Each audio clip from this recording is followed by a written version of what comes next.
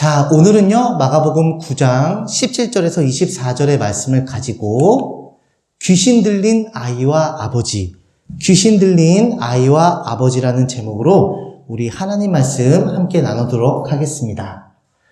자, 이제는요, 예수님이 간 곳마다 사람이 구름대처럼 몰려듭니다.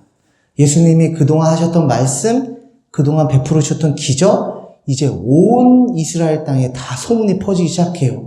그래가지고 사람들이 예수님이 왔다라는 소문만 들으면 예수님 한번 보려고, 또 아픈 병자들이나 장애가 있는 사람들은 치유함을 받으려고 어떻게 해서든지 예수님 곁으로 이렇게 막 달려갔어요. 근데 그때 어느 한 사람이 예수님을 향해서 부르짖습니다. 누구냐면은 바로 귀신 들린 아들이 있는 한 아버지였어요. 이 아버지가 정말 간절한 눈빛으로 예수님께 부르짖습니다. 선생님, 말 못하게 귀신 들린 내 아들을 선생님께 데려왔나이다. 왜 데려왔겠어요? 예수님, 제발 좀 우리 아들 좀 살려주십시오. 이거 아니겠습니까? 근데 이 아들의 상태에 대해서 이 아버지가 예수님께 설명을 하는데요. 뭐냐면 이 아들이 어렸을 때부터 귀신이 그 안에 들어가가지고 그를 딱 잡으면 거꾸러져가지고 막 거품을 흘리면서 이를 갈며 막 파리해집니다. 내 아들을 죽이려고 막 불과 물에 막 집어 던집니다. 이렇게 얘기하거든요. 그런데 내가 선생님의 제자들에게 내쫓아달라고 먼저 제자들한테 찾아갔는데 그들이 등이하지 못했어요. 이 귀신을 쫓아내지 못했어. 그러니까 예수님이 제자들에게 한마디 하시는데 뭐라고 하냐면요. 믿음이 없는 세대요. 내가 얼마나 너희와 함께 있으며 얼마나 너에게 참으리요? 이렇게 얘기를 합니다. 야, 너희들 왜 이렇게 능력이 없냐? 야, 너희들 왜 이렇게 노력이 부족하냐? 너희들 지금 나 따라다니면서 어깨너머로 배운 게 지금 하루 이틀이 아닌데 이것도 못하냐 이놈들아 라고 책망한 게 아니라 예수님은 딱 한 가지 문제를 집중적으로 얘기하세요. 믿음이 없다. 너희들 믿음이 없어가지고 지금 이 아이를 치료해주지 못한 거야 라고 예수님이 책망을 한 거예요. 맞죠? 왜냐면 제자들에게 그런 능력 없어요. 예수님에게만 있어요. 근데 제자들이 믿음 안에서 예수님의 이름으로 딱 선포를 해야 예수님의 그 역사가 제자들을 통해서 이루어지는데 그 믿음이 없는 거예요. 부족한 거예요, 제자들이. 그래서 그런 권능이 일어나지가 않는 걸 가지고 예수님이 책망한 거야. 그러니까 우리는 여기서 이거 할 수 있어요.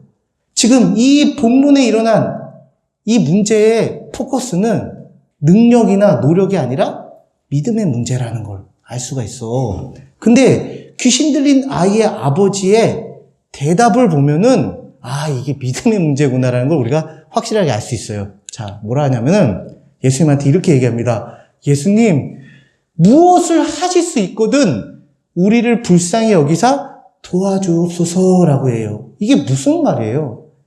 예수님, 우리 아들요, 어렸을 때부터 이랬는데요. 제가 별짓 안 해봤겠습니까? 가진 수단과 방법으로 이것 좀 고쳐보려고 노력했는데 꿈쩍도 안 합니다. 그래서 마지막 방법으로 예수님 앞에 데리고 왔거든요. 그러니까 만약에 혹시라도 예수님이 하실 수가 있다면 예수님 도와주세요. 우리를 불쌍히 여겨서 도와주세요. 이 얘기예요. 그러니까 아버지 입장에서는 이 방법도 해보고 저 방법도 해보고 이 일도 해보고 저 일도 해보면서 예수님에게 데리고 가는 또 한 가지의 방법을 한번 해본 거야. 그러니까 예수님이 뭐라고 대답하냐면 할 수 있거든이 무슨 말이냐. 믿는 자에게는 능히 하지 못할 일이 없느니라. 목사님 생각에는 예수님의 이 말투가 조금 예수님 자존심이 상하셨을 것 같아요. 그러면서 저 같았으면은 야, 너 그렇게 믿음도 없네. 야, 집어쳐라 저리 가라 그랬을 텐데 예수님은 그 아버지가 아들이 치유를 받는 그 기적의 걸림돌이 되는 문제를 이렇게 자상하게 얘기를 해주시는 거예요. 야, 할 수 있거든이 무슨 말이냐.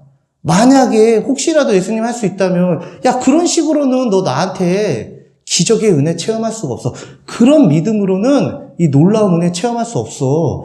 믿는 자에게는 능히하지 못할 일이 없어. 그러니까 이렇게 믿어야 돼. 어떻게 믿냐면 만약에 혹시라도 예수님 무엇을 하실 수 있거든 이게 아니라 오직 예수님밖에는 해주실 분이 없습니다. 오직 예수님만 믿습니다. 예수님이 우리에게 은혜 안 베풀면요, 우린 여기서 끝나는 거예요. 오직 예수님만 하실 수 있사오니 예수님 우리를 불쌍히 여기사 도와주옵소서 이렇게 믿고 나한테 구해야 돼. 그 온전한 믿음을 통해서 내가 일할 거거든. 이 얘기예요. 그러니까 눈치챘죠? 아버지가 눈치챘어요. 그러면서 이렇게 얘기합니다. 이걸 한번 같이 읽어볼까요? 시작. 내가 믿나이다. 나의 믿음 없는 것을 도와주소서. 예수님 제가 잘못 믿었습니다. 혹시라도 만약에 예수님이 할 수 있다. 이게 아니고요. 잘못 믿었어요. 죄송해요 예수님. 예수님만 하실 수 있습니다. 그런데요. 제가 믿음이 많이 부족합니다. 솔직히 말씀드려가지고요. 지금 믿음이 너무 부족해요. 왜냐하면 제가 이 아이가 어렸을 때부터 안 해본 짓이 없거든요. 그 믿음이 많이 부족해요. 그러니까 저희 믿음 없는 것조차 도와주세요라고 모든 마음을 다 예수님께 맡기고 간구를 했어요. 예수님이 거부하실 이유가 없죠. 그래서 예수님이 그 믿음을 보시고 말 못하고 못 듣는 귀신아 내가 내게 명하노니 그 아이에게서 나오고 다시 들어가지 말라라고 말씀으로 선포해 주시니까 치유의 역사가 당연히 일어나죠. 그래가지고 예수께서 그 아이의 손을 잡아 일으키시고 이에 일어나고 귀신은 멀리 떠나가고 이 아이는 드디어 치유를 받아서 아버지 품에 건강하게 안기게 됐습니다. 자, 여기까지가 오늘 본문이고요. 오늘 본문의 말씀을 통해서 우리에게 주시는 하나님의 세미한 음성은요. 아주 간단해요. 아주 단순 명료하고 심플해요. 이거예요. 하나님께서 원하시는 믿음은 일부가 아닌 전부의 믿음이에요. 이게 무슨 말일까? 이해 잘 가요? 이해 아주 잘 갈 그림을 하나 보여줄게요. 믿음은요, 양다리란 있을 수가 없어요. 한쪽 발은 하나님 믿고, 한쪽 발은 세상 방법 믿고, 이거 하나님이 믿음으로 인정 안 한다는 거야. 이렇게 양다리 믿음을 가진 사람은 하나님의 능력과 기적을 체험하는 인생을 기대하면 안 돼요. 그게 바로 무엇을 하실 수 있거든 우리를 불쌍히 여기사 도와주옵소서라는 그 아버지의 믿음이야. 이게 양다리의 믿음이 뭘까? 더 쉽게 제가 비유를 해드릴게요. 우리가 살면서 염려, 걱정, 근심하잖아요. 세상에 염려 안 하는 사람이 어디 있겠습니까? 그런데 그런 연약하고 허물 많은 우리를 향해서 하나님은 말씀해 주세요. 너희 염려를 다 주께 맡기라. 이는 그가 너희를 돌보심이라 라고 말씀을 해주세요. 그럼 우리는 두려울 때, 염려, 걱정, 근심이 있을 때 이 말씀을 믿고 그것을 극복해 나갈 수가 있어요. 그런 믿음이 있어요. 그런데 이 말씀이 내게 임했는데 내 현실은 변하는 게 없는 거야. 그 염려거리, 걱정, 근심거리가 그대로 있어. 자, 예를 들어서 그 염려거리가 예를 들어서 내가 대학을 가야 되는데 학비가 없다. 아니면은 내가 결혼을 해야 되는데 결혼 자금이 하나도 없다. 아니면은 내가 이번 달에 생활비를 내야 되고 카드값을 내야 되는데 돈이 없어. 딱 1,000만 원이 없다고 칩시다. 1,000만 원. 1,000만 원이 없는 상황에서 빨리 이 1,000만 원을 구해야 되는데 현실을 보니까 정말 까마득한 거야. 근데 그 상황 속에서 하나님께 기도하니까 하나님이 이 말씀을 우리에게 주셨어. 그 염려를 맡기는데 또 한편으로는요. 우리 한번 생각해 봅시다. 통장에 갑자기 100만 원이 들어왔어. 100만 원이 들어왔어? 그러면은 1,000만 원어치 염려가 있었잖아, 우리에게. 근데 100만 원이 들어오는 순간 어떻게 되는 줄 알아? 염려를 딱 900만 원어치만 한다? 왜? 100만 원 생겼으니까. 맞죠? 200만 원 들어오면요, 염려를 딱 800만 원어치만 해요. 그러다가 1,000만 원이 딱 있다고 쳐봐. 그러면 그때부터 염려 안 해. 왜? 1,000만 원 있잖아. 무탈 염려해. 근데 2,000만 원이 생기지? 그러면 염려를 안 하는 정도가 아니라 배짱이 막 생기는 거야. 1,000만 원이나 더 있는데. 믿음의 근거가 어디에 있어요? 하나님의 말씀에 있어요? 아니면 내 통장에 있는 그 잔액에 있어요? 양다리의 믿음이 뭔지 알아요? 이제 이해가 가요? 우리가 두려워하지 말고 염려하지 말고 담대하게 하나님과 함께 동행해야 되는 우리 믿음의 근거는 바로 이 하나님의 말씀인데, 마음 한편에는 그렇게 믿고 하는데 또 한편으로는 통장에 잔고가 없으면 계속 불안해. 근데 말씀이 아님에도 통장의 잔액이 점점점 높아지면은 그때부터 염려가 사라져. 이게 양다리 믿음이에요. 하나님은 이거 별로 원치 않아 하셔가지고 말씀을 해주셨어요. 한 사람이 두 주인을 섬기지 못한다.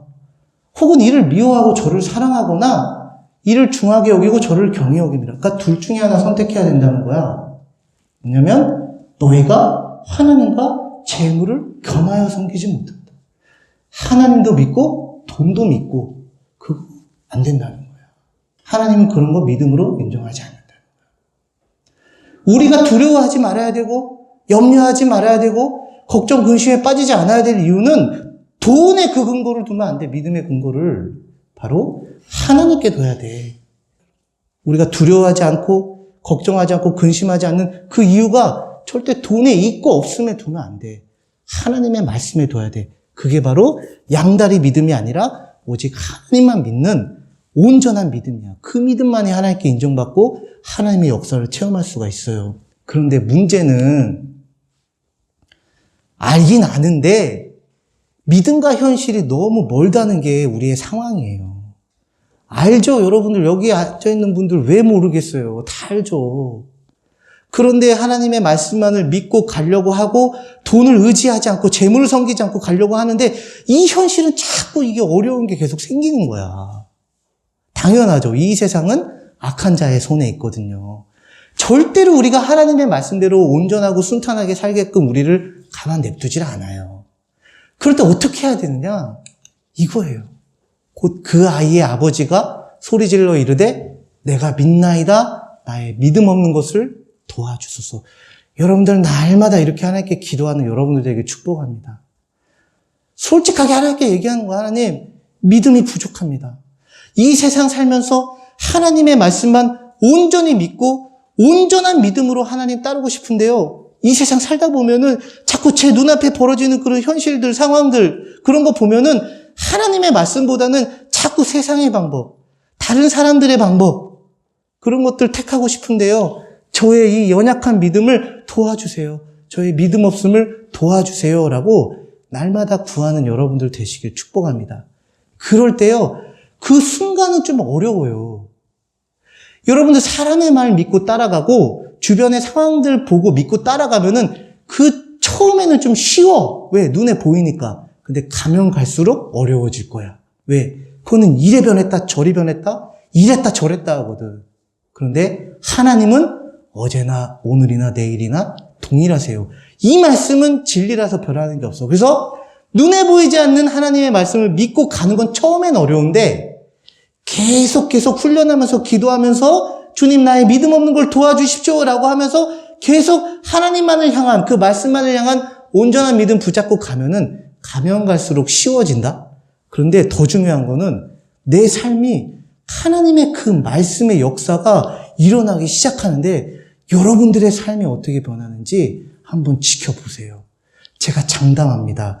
온전한 믿음으로 그 말씀만 붙잡고 가는 자에게는 그 말씀의 능력이 역사해가지고요. 그 인생은 지금도 그렇고 나중에 하나님 앞에 섰을 때도 그렇고 영원히 저 하늘의 아름다운 별과 같이 영원한 영광의 상급이 우리에게 있을 줄 여러분들 확신하시기를 축복합니다. 자, 우리 다 함께 기도하겠습니다.